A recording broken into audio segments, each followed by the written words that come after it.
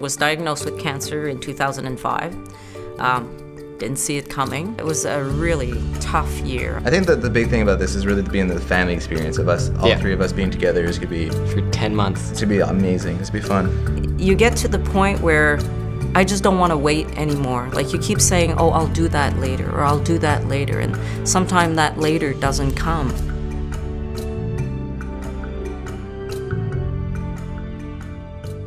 Was diagnosed with cancer, though I ate well and I don't smoke and I drink moderately. That was tough. Then I went through the chemo and radiation, and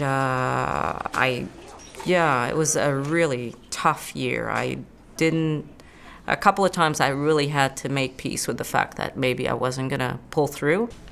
Oh God. I was actually living in Montreal at that point and I actually found out through a phone call. Yeah.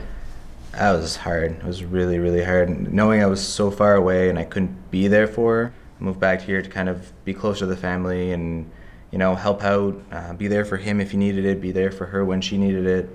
It was really, really difficult actually to find out and being so far.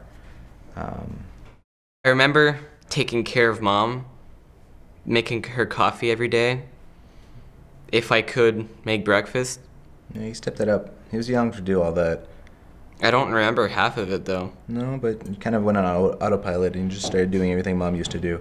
My choices became so much different after cancer. You prioritize differently. You don't see life the same way at all.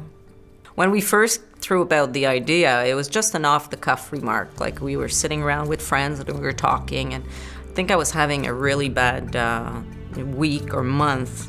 And I think it was around the surgeries, and you know, it was just, you want to run away at one point. So I just said, you know what, if it wasn't for you two, I think I'd just pack my bags and take off and just, you know, switch off for a while. And then Stefan says, well, where would you go? I said, well, never been to Asia. So yeah, I'd go to Asia, but I'd never be able to leave without my two sons. So, and I said, you know, I couldn't take Miguel out of school. And then Stefan says, well, I could teach him. I said, well, you know, if you taught him, then yeah, I think I could do that. And that was it. Who talks first, me or you? You. We're a bit behind schedule. We had some company arrive on us, so we got delayed. Party time! We want to go on the trip. What an awesome little camera! Really bad.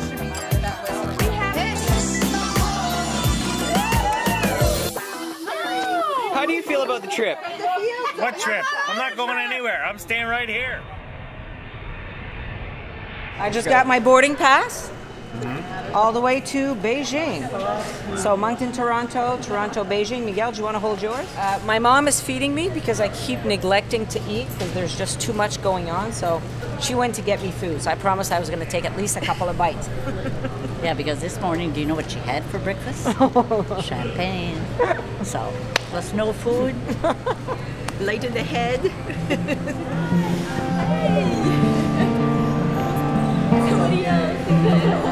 Antibiotics, malaria pills, blah, blah, blah. And I never left with that before. This time I'm leaving with everything. But you don't think like that when you're 18. You think like that when you're 50. And you're looking after two kids.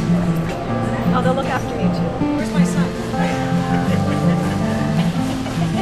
Yeah. No. I love it. It's great. We should buy it and wear it in China. Attends, we'll prendre le polar bear.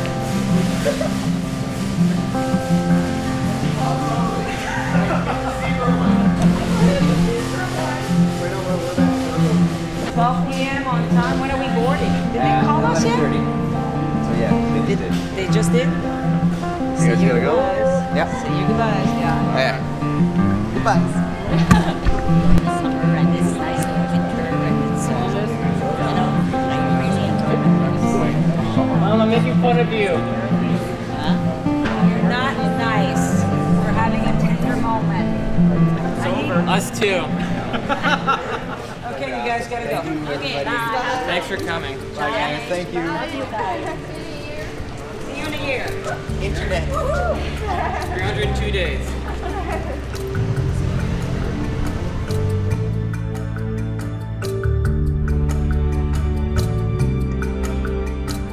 I think they're going to do great. Yeah, she's traveled quite a bit, and I think she'll be okay. Too, yeah. And it's going to be a very good experience for all of them after what she's been through. So, you know, they've grown together, you know, for the past 5 years because of the sickness that she had. And I really think this is going to be the closure of that sickness. They're going to be okay.